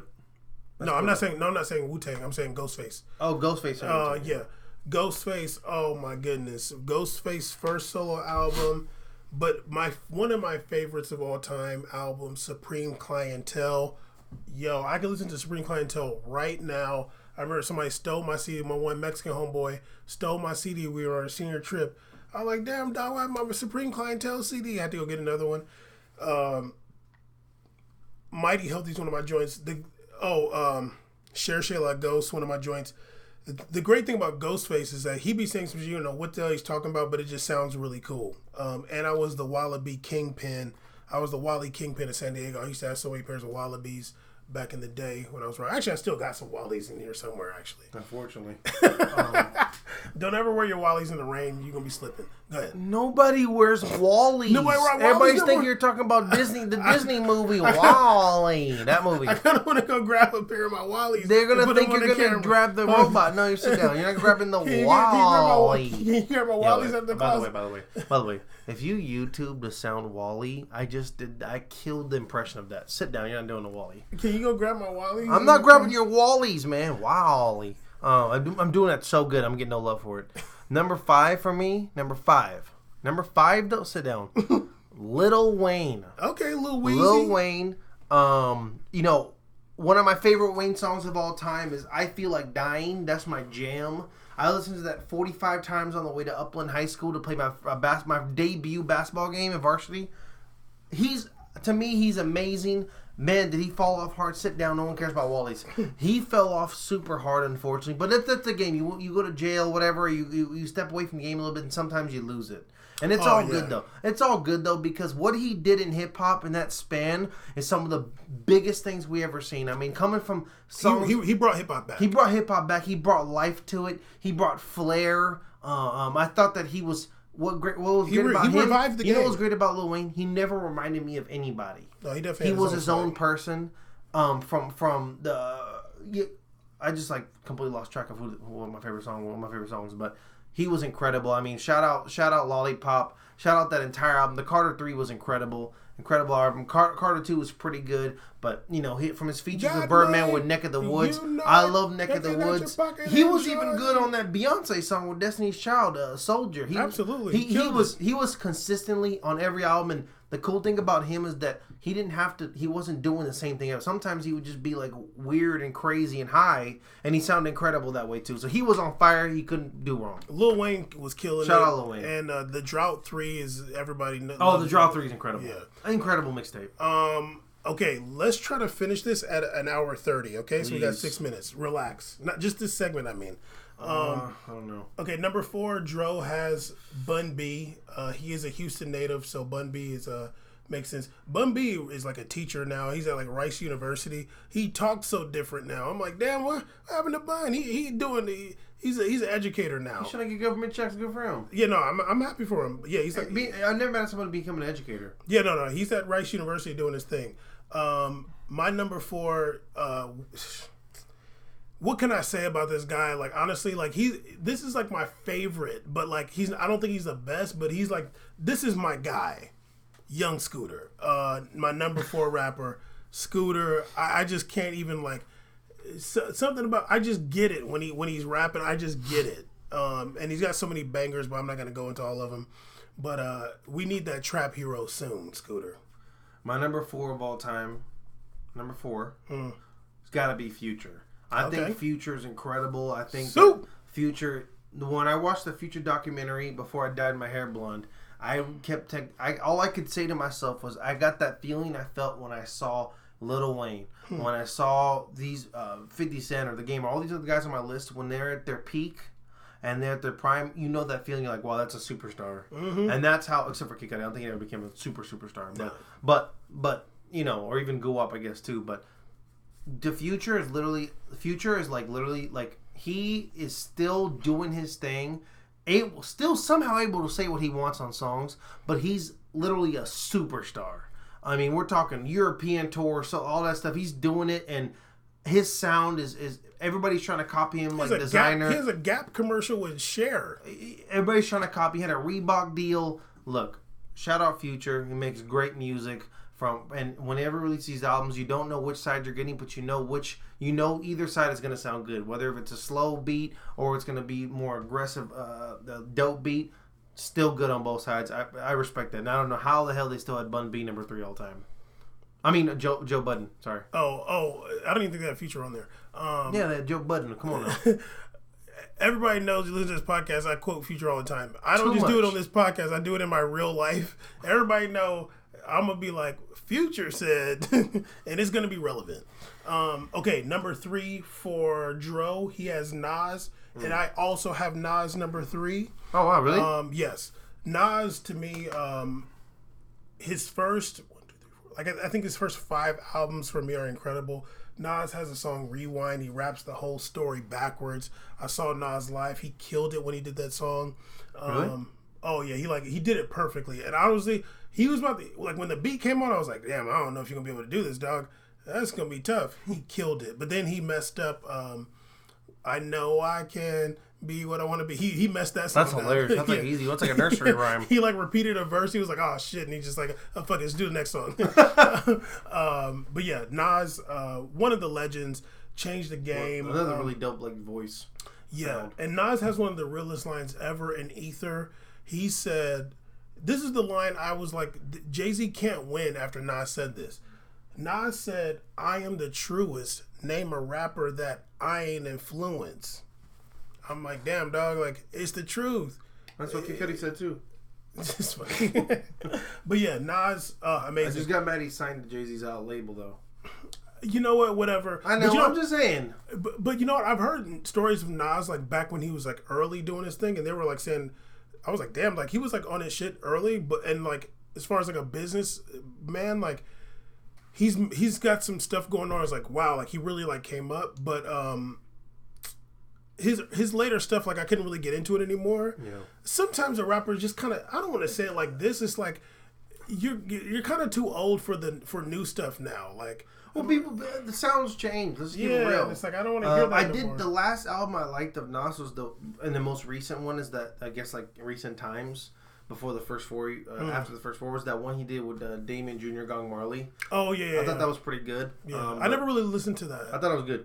I stopped listening after because I like Damien Marley. He's really good. Yeah, I stopped listening after whatever album had Thief's theme. I didn't really like that album that much. And then after that, I was like, all right, I'm kind of over it. But, Illmatic. From Illmatic to Godson, that should be. Godson is so good. And I kind of think Stillmatic is his best album. Stillmatic is dope, too. Yeah. I like Godson more Stillmatic, but Stillmatic is dope. Yeah, he got One Mic on there. Yeah. One Mic is incredible. And 21 said... One Mic is literally like... it's like rap genius. 21 Savage said... I just need one Glock. Nas need one mic. Okay, anyway. Number 3 for you.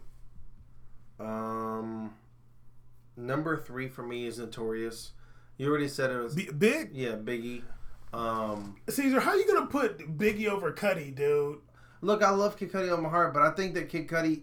look, I love Kid Cudi, but I had to... This is my math. If Notorious was able to have the career and longevity that like Kid Cudi's had, I think that I would have liked Notorious more, to be honest with you. You like Biggie more, okay. I don't know what it is about him. I always loved his sound. I loved the music he played. I love... That's my style. I love those 80s songs, and when P. Diddy made those into like hip hop songs, that's all me right there. That's all I loved my whole life. So he sounded dope on there. So forever loved to be a Notorious. I don't listen to all that much, but I know if I was in a different time period of my life, I would have been listening to him a lot more. Okay. Like if I was born earlier, I definitely would have been bumping him all the time. Okay. But by the time it happened, I was barely speaking English, so it doesn't count. Biggie has a song with Method Man. I always forget the name of it. But that is my... Fuck the world, don't ask me for shit. Everything you get, you got to work hard. My 2 favorite Biggie songs of all time is Bleepin' You Tonight, featuring R. Kelly. Ooh, I forgot about that. Oh, that's my jam. Shit, I forgot about that, dog. And I love... You playing games, that's my shit, dog. It really is. It's incredible. that Biggie 50th anniversary album is amazing. And of course, the ones that are typical, everybody like. And also, I Love the Dope, featuring Jay-Z when he was young. You love that song. That's my jam, dog. Caesar know all the guys. I know the words. That's my jam. I used to bump that so much in my station wagon. More than you know. That's my jam, dog. I love the dog. I hadn't heard that song in so long. That's my jam. And then Caesar played. He know the words. Like, what's That's this guy my doing? Jam, dog. I'm telling you, if I was like born in '81, I would have loved. Did you spend a summer in Brooklyn? Like, what's this guy doing? That was part of my English lesson. So that's funny. Okay, if I came over here in '86, it would have been different. Instead of '96. Okay, '96, we got him. Okay, number 2. Number 2, Dro has Tupac. We talked about Tupac already, but yeah, Tupac, just an incredible MC. Brenda's Got a Baby. Amazing songs that he's done. One of my favorite songs of Tupac. It was a big song, so it's not like that crazy to say. But one of my favorite songs of Tupac, I Ain't Mad at You. That was my joint. I really liked Ambitions as a writer. Oh, that was cool. I didn't really love it, but I thought that was cool. What was the barbecue one? I forgot what it's called. Huh? I forgot what it's called. He had a really good one too, but Ambitious as a Writer is one of my favorite songs. I thought that was like one of the first like hard songs I've ever heard. That song was dope to me. And then Dear Mama's cute too. Yeah, Dear Mama's dope too. He's got a. I mean, Tupac is amazing. Yeah. No, Tupac's amazing. Yeah. Okay, my number 2 is Goo Wop, Gucci.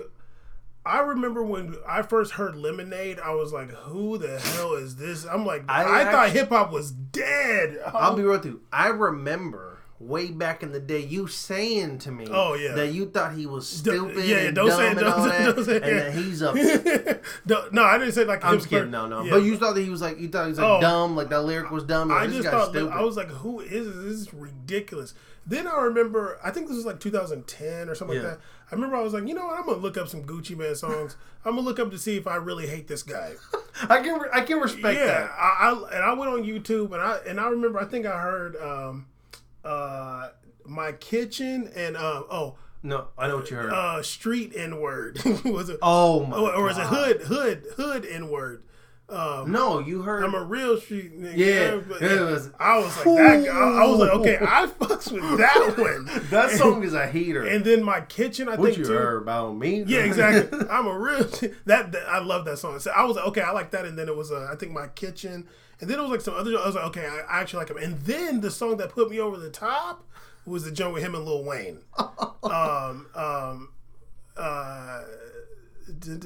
I remember the beat. You know the song I'm talking about. You know what song I'm talking about. Come on, Caesar. Damn, you don't remember? Diary of a Trap God? No. It was before that. It was when Lil Wayne was popping for real. You don't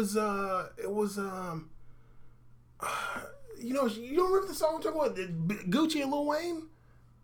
Oh, I know you're talking about. Hold on. Here, just look it up. I know what you're talking about. That's the jam forever. I used to have that on my LimeWire. That was my jam. You know what I'm talking about here. I don't want to look some. It's an S in there. We're so whack right now. I feel like I want to cut this part out. You know what I'm talking about. I'm gonna look it up. Just continue. No, because I'm looking it up now. I can remember the beat, but I can't remember. Man, the evening. I'm wearing everything but the evening. Remember? Yeah. I took the gun, but the evening. Take the knife off the We AK. steady mobbing. Yeah, steady mobbing. That was my jam. That song is so. I'm gonna bump that. I know. That's a heater. What the fuck you want? Is Gucci Man, man that G. boy. That's something titty boy. Shout out 2 Chainz though. That's the jam. Oh my, that's so good. Steady Mobbin' is super hard. Steady Mobbin' is one of the hardest. Can someone release a remaster? That probably sounds so good. I know. Yeah, the quality is garbage. Oh yeah, it's super.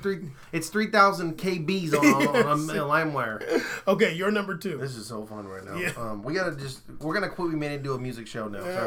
Sorry. We're gonna call it Audio Face. Stupid. My number 2 of all time is Drake. Okay. Yeah. Sets for itself.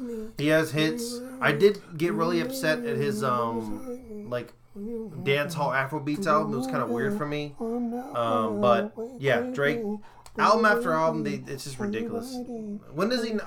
Actually, to be honest with you, I don't even like. I've never had a Drake album where I liked all the songs, or even like 80% of the songs. I've never heard any album I like all the songs. But I always like 1 or 2. But to me, these songs are 1 or 2 are better than anything out. Like this is just the best. Like I hate all these, but this one song is the most ridiculous song I've heard. Yeah. So Drake is one of the. Yeah. I mean, honestly, somebody can argue he's the best hip hop artist of all time. Like everybody liked Mob Ties and all that from Scorpion. My favorite songs from Scorpion were "Don't Matter to Me" featuring Michael Jackson, and then of course "Jaded." Jaded is my jam on there. I never even heard of that. Yeah, well, I like Jaded a lot. It was like number 15 on a song on the album. On Scorpion? Yeah. I tried to listen to it. I couldn't really. It was rough. The first time I listened to Scorpion, I hated it, and then 7 months later, I listened to it. I was like, "Oh, I like Jaded." I'm just like, "In My Feelings" go so hard. I'm sorry. I don't care what nobody say. It's ridiculous. "In My Feelings" is my ridiculous. Shit. Okay. But I was mad when he was doing songs like Madiba Rhythms, something like this. What? I cannot tell who is my friend. What the hell? You know, there's so many songs where you told me, like, that's horrible by Drake. Yeah. Oh, absolutely. He has so many songs that I'm going, this is horrific. Yeah. Like trust issues. I get lonely too. Okay, we're on our number 1 top 10 Here rappers. we go. Dro has Notorious B.I.G. Good call. We've talked about him a few times now. People always like to give him credit for armed and dangerous. Can't do many things with us. We know angels. Label us notorious. They said he went and killed that when he did it. Biggie's a legend.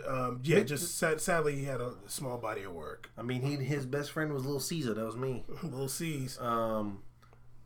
I want to say Notorious B.I.G. lyric, but I won't because it's inappropriate and it was so. There's many inappropriate, but they were dope though. Yeah, he was. Here go, number 1. My number. Relax. Don't ever in your life.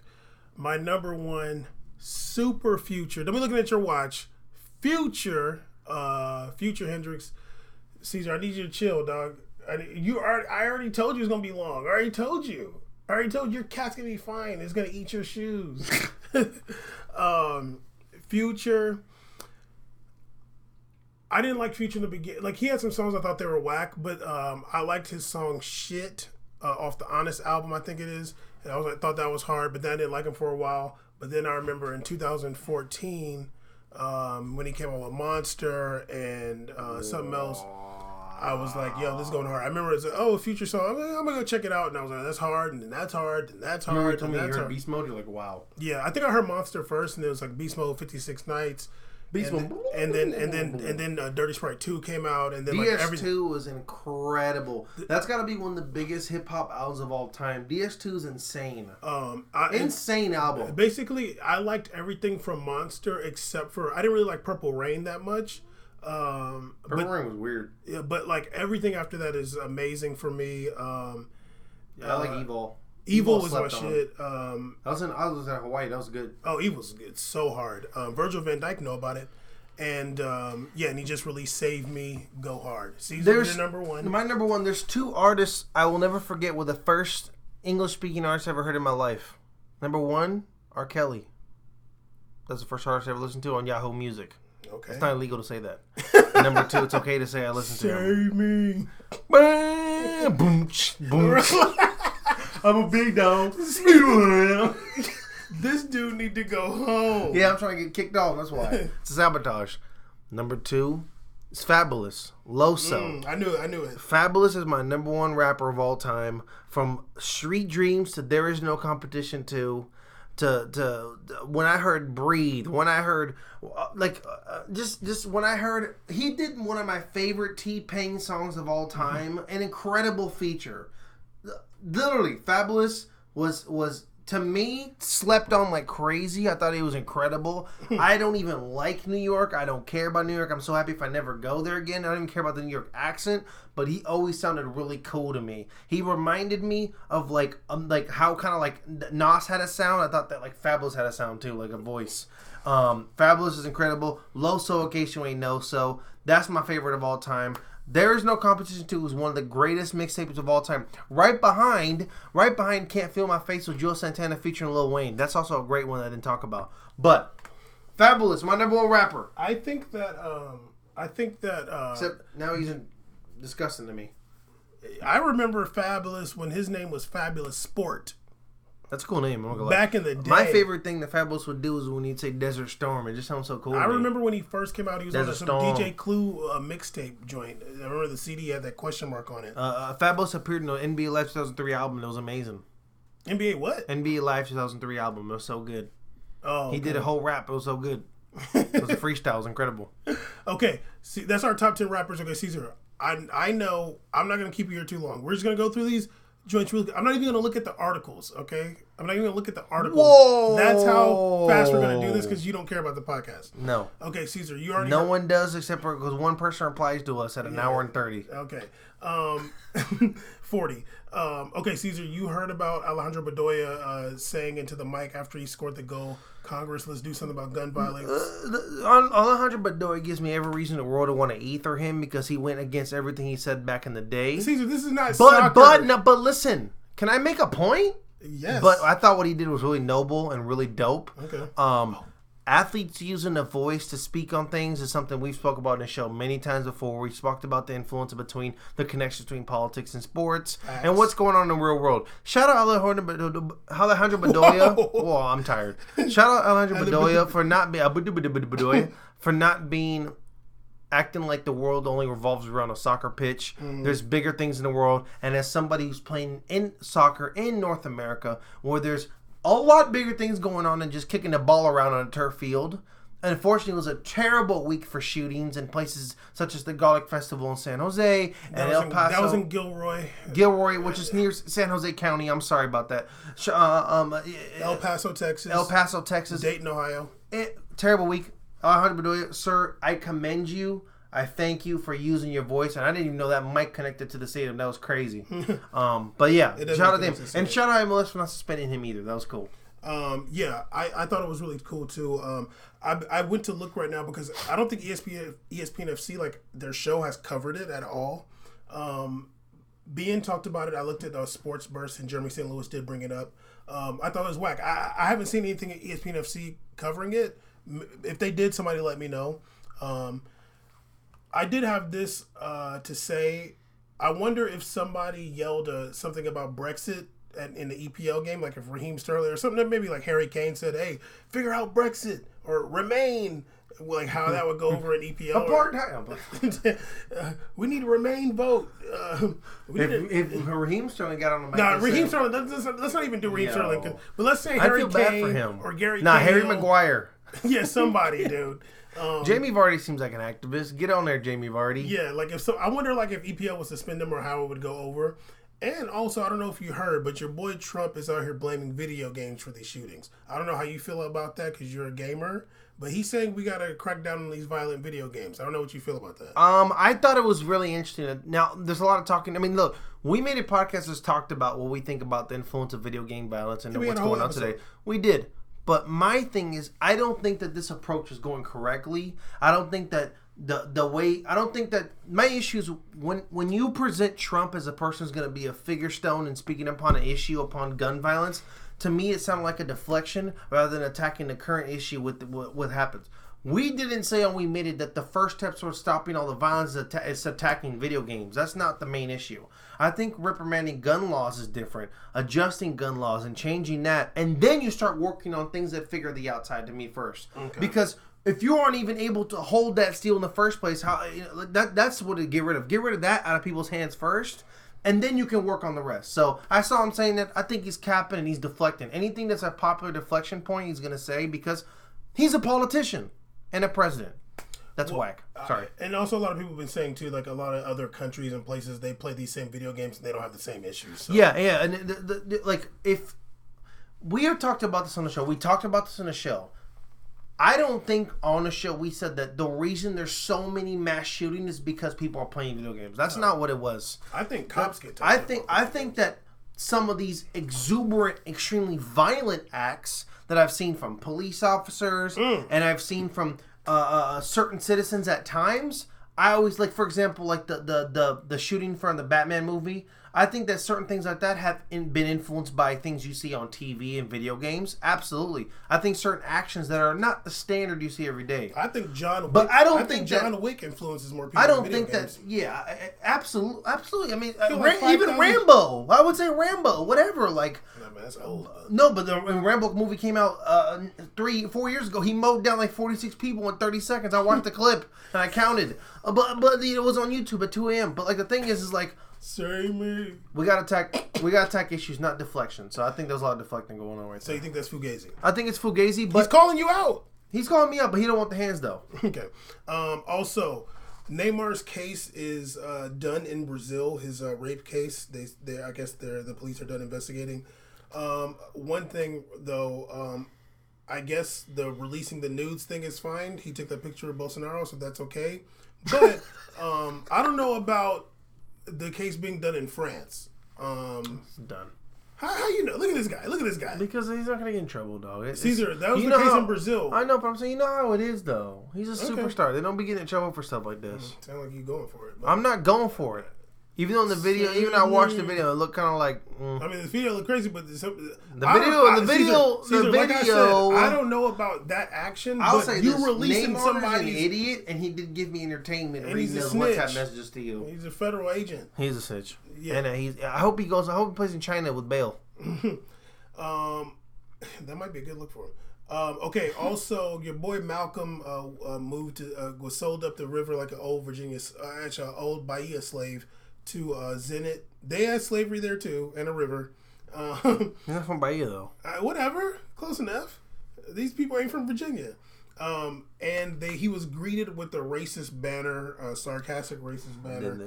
Damn shame, huh? They were like, I don't know, like we had Witzel here. He was like, and then we had like Hulk, and then they're like, well, Malcolm's too much. He has a goatee and waves. This is too much for us. Save me. So, what's wrong with you? Plenty. Continue. Yeah, that's really sad. I think it's really whack that this is a situation where I was reading like he should get moved in the winter window. No, man, they should be able to redact that transfer if they wanted to. Let him go somewhere else if he wants, or work out some other deal. Because I understand there's like these corny ass contractual obligations.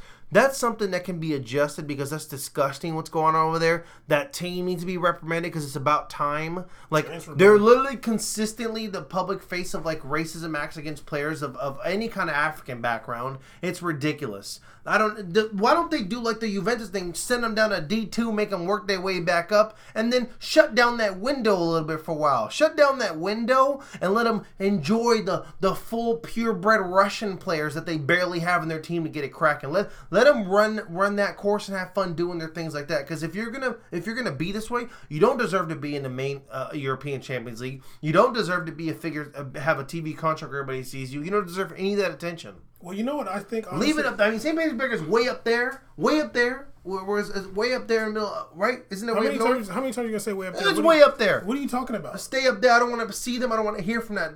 I don't hear from that team at all. It's disgusting how they acted. Okay, Caesar, you wilding out.